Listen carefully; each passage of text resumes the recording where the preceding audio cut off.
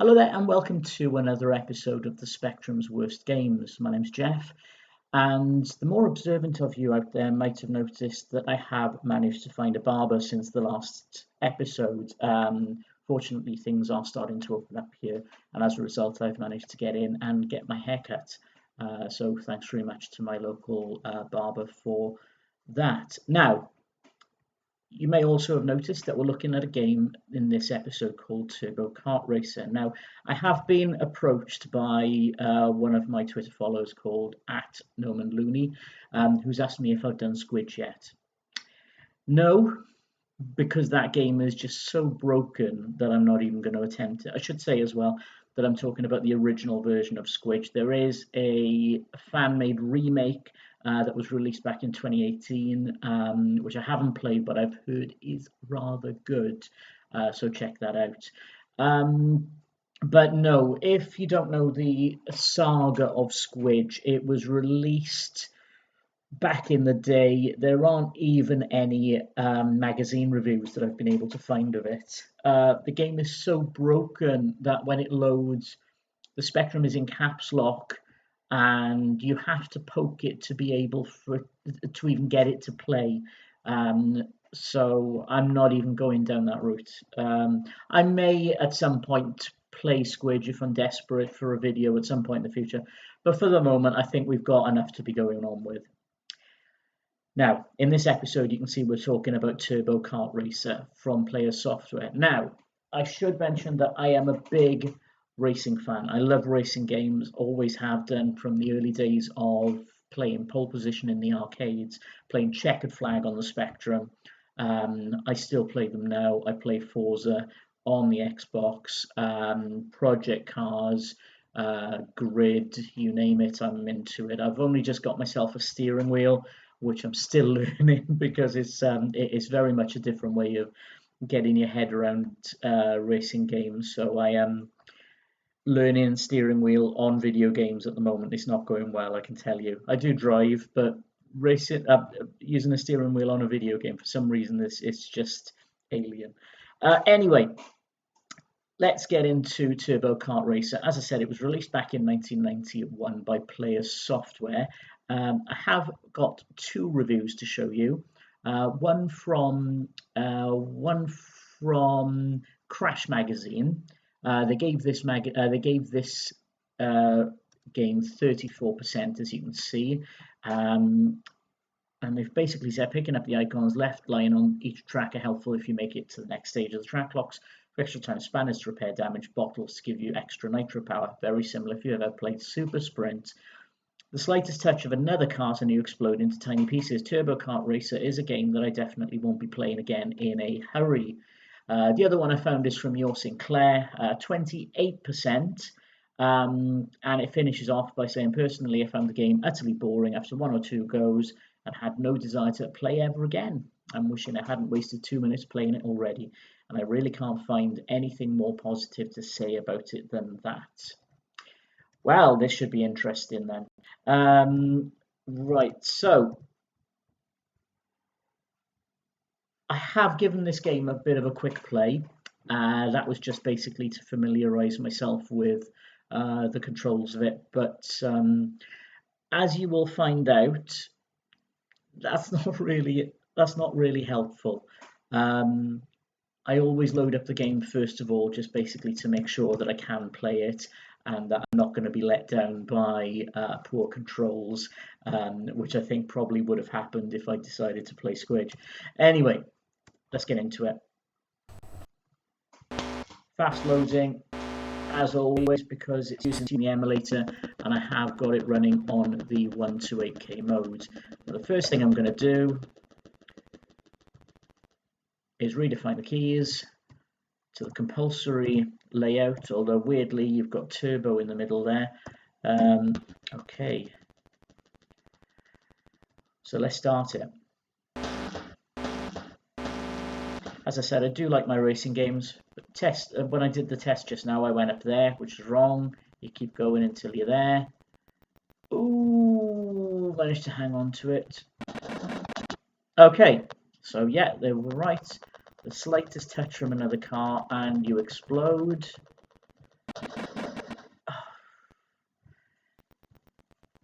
Not exactly Formula One, is it? You can't really cut under. Oh, hang on, where am I going? I'm off the track, that's where I'm going. Okay, I presume... This is really getting annoying. Oh yeah, I'm on the... Oh, let's give myself a bit of a help by driving off the track and into the grass.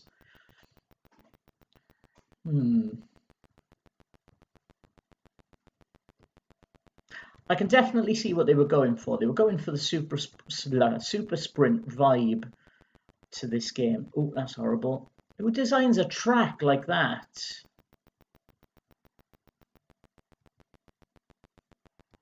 Definitely going for the super sprint vibe, although I think Codemasters might have got the better idea with Grand Prix Simulator. Now where am I going? I'm over here. Okay. Oh wow. I tell you what, there's a big debate at the moment in Formula One about track limits. If they had the track limits, oh, I'm actually catching other cars. If they had the track limits rules like they've got in this game, then you would be going nowhere near it because you would be losing so much time. Can I pass these cars here by using the shortcut? Yes, I can. Turbo. Oh, I was literally just about to say I think I'm getting the hang of it, and I went off the track. And again, okay, so although you can explode, oh right, okay, I was going to say you can explode if you crash into other cars. It doesn't seem to matter if you hit a tree, but the very next tree I hit, it did actually explode. Okay, remember, go over here now because the road narrows over on, oh, and it narrows there as well. Through the tunnel. It's just like racing in Monaco, isn't it? Okay. How am I doing? I am running last, I presume. Oop, forgot that was turning. Oh, look, I've crashed.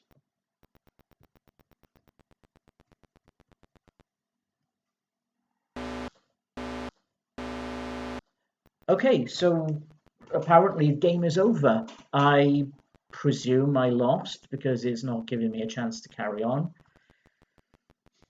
Let's go again, shall we? I think I was just starting to wrap my head around the controls when it so rudely ended. Maybe I should be using the turbo more. So let's give it a go. Okay. Yeah, they're definitely going for the Grand Prix Simulator type vibe to this game. Although Grand Prix Simulator is a lot better done. Thank you very much to Codemasters and Oliver Twins, I want to say. Might not be thinking about it. But I seem to be staying on track at the moment. Famous last words. Right, no, you go away. Right, yeah, I'm staying on track. Is that a turbo? Oh, yes, that's a turbo. And I am running first.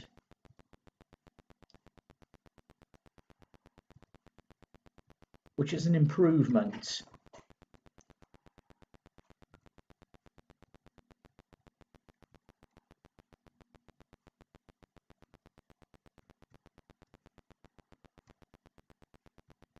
Let's go down here instead, because I haven't gone down here yet. I've always taken that shortcut. Oh, we go under another tunnel. And that's where the similarities to Monaco end, because as we know, there is only one tunnel in Monaco. Okay. I'm picking up all these things. I presume they're to cash in at the next. Oh, and I'm going to hit the tree. No, I'm not. I'm just seeing my damage go up. That's what the problem is. Oh, and I love the fact that it just plunks you straight back on the track in exactly the same position you were. Let's use my nitro, see if I can get past him. Where is he? There he is. Okay. Oh, it's so annoying because you want... Oh, and I'm going to kick... It's so annoying because you want to try and pass them on the inside, But if you do, you just understeer off the road straight into them. Okay, last lap, I presume. Let's try and go. Ooh, oh, that was an overtake. Already one more than Monaco. Okay, so I'm halfway around the track and the game ends. I really don't know what's going on here. Maybe there was a car that was so far out in front that it got to the end of the race and I didn't know. Or is it a timed race?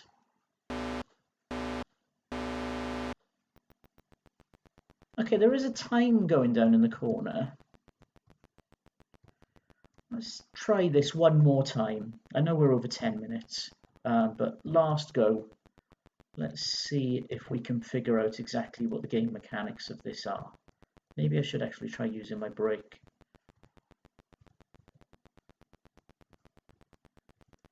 But why, when I can drift round corners like that?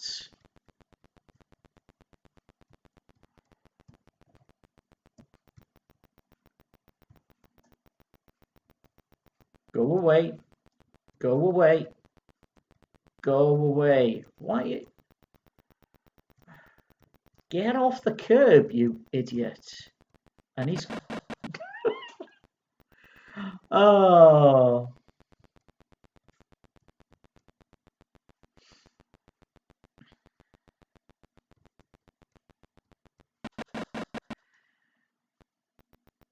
I'm not talking much now because this game is annoying me.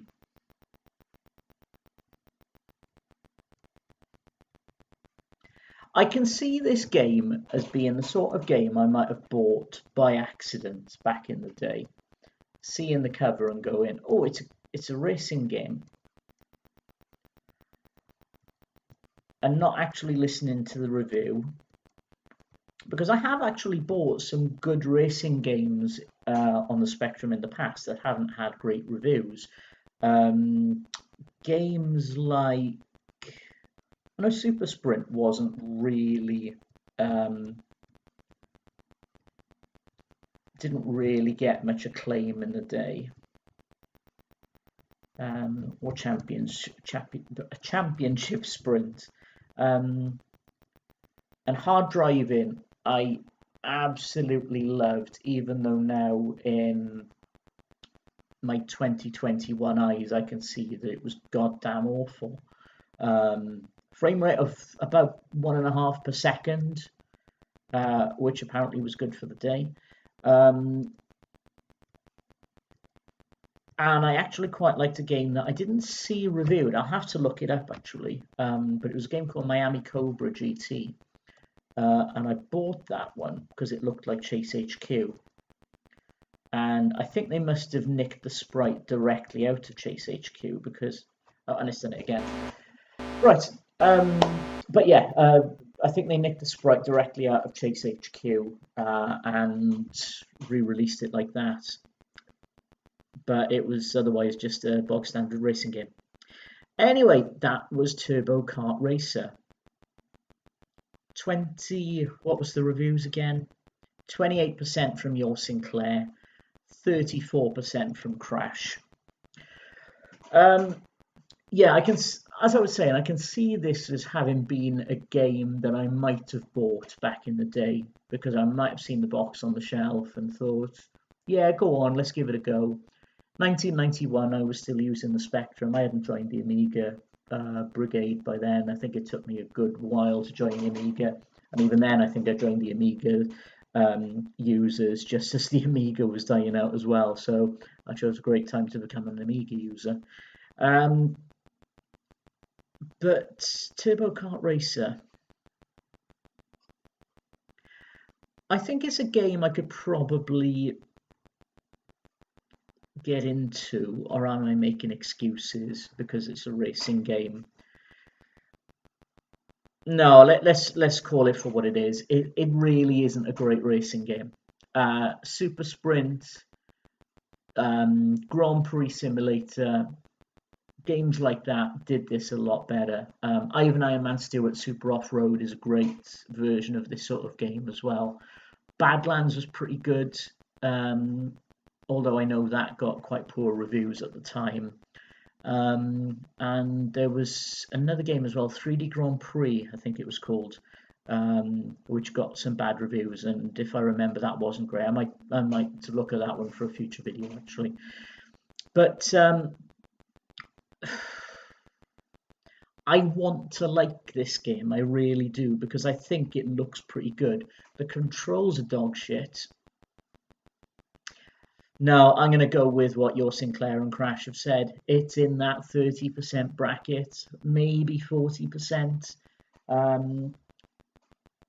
If I were to persevere with it, I might give this game more of a chance and I might score it higher, but it's got a very, very steep learning curve to it. And, well, no, it doesn't have a steep learning curve to it. It's just hard from the start. So thank you very much to players and John Foster and Chris Elliott who programmed that game. I don't know what else you went on to do, but I hope they were better than this. Anyway, thanks again. Like and subscribe, comment below. Give me some suggestions as well if you're interested in what I'm doing and you want me to play some games. I will seriously look into it. And don't forget as well, if you're into Star Trek, tune into the Beyond Farpoint podcast. Episode 2 came out this week, and we'd really like to see you on board for that.